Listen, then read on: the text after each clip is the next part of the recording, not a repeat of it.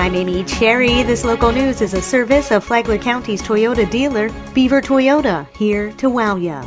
Flagler County has issued an initial reply letter sent Tuesday by Sheriff Rick Staley to County Administrator Craig Coffey about health concerns raised by staff members at the Sheriff's Operations Center. John Arking reports. In the release, county officials say they take seriously any and all potentially harmful conditions at the center, but that to date, with about $15,000 in testing and $14,000 in remediation, no evidence has been found of environmental or any other issues that would pose a health risk to anyone using the building. That included a Phase 1 environmental site assessment completed in 2013 before the building was purchased, as well as follow-up testing in areas of the building where the employees worked. The county also says, out of an abundance of caution, it engaged an environmental engineer earlier this month to address new issues raised by employees at the center. However, the county has started exploring options to accommodate the sheriff's request for alternative office space. A formal response to the sheriff's letter will be forthcoming next week. From the WNZF Newsroom, I'm John Arking. This portion of WNZF Local News, a service of the Daytona Beach International Airport. Fly to the Big Apple in a New York minute on JetBlue from the Daytona Beach International Airport.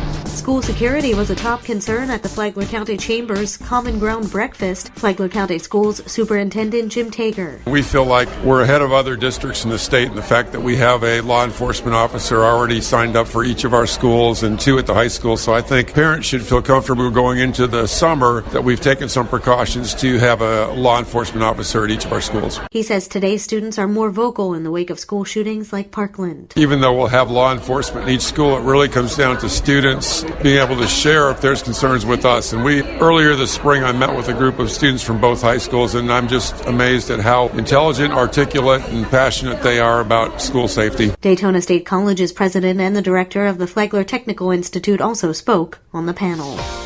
A Flagler County man learns his sentence in his guilty plea to murder, Rich Petchke reports. Clarence Murphy took a plea deal in the September 27 death of Ahmad Rashad Laster Sr. of Palm Coast. Sheriff Rick Staley says Murphy and Laster were not strangers. During our investigation, we determined that our victim and suspect are related. They are cousins. We also determined that our victim traded an EBT card for drugs with the suspect, and the suspect became enraged when the balance on the EBT card was not at the drug trade amount. Murphy was sentenced Thursday to life in jail. That was the maximum sentence possible under Florida's 10-20 life statute. From the WNZF Newsroom, I'm Rich Petchke.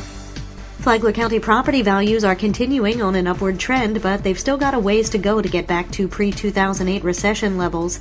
Flagler County property appraiser Jay Gardner has estimated levels at about 7.5% higher than last year, with a taxable value of nearly $8.5 billion. Palm Coast was closer to 8% with a value of nearly $5 billion. Beverly Beach is hurting a bit with an increase of less than 6%, but Marineland saw the smallest increase at just over 1%. Gardner called it a seller's market with more than $202 million in new construction added to tax rolls by the first of the year. And now you're up to date on Flagler's Morning News. I'm Amy Cherry.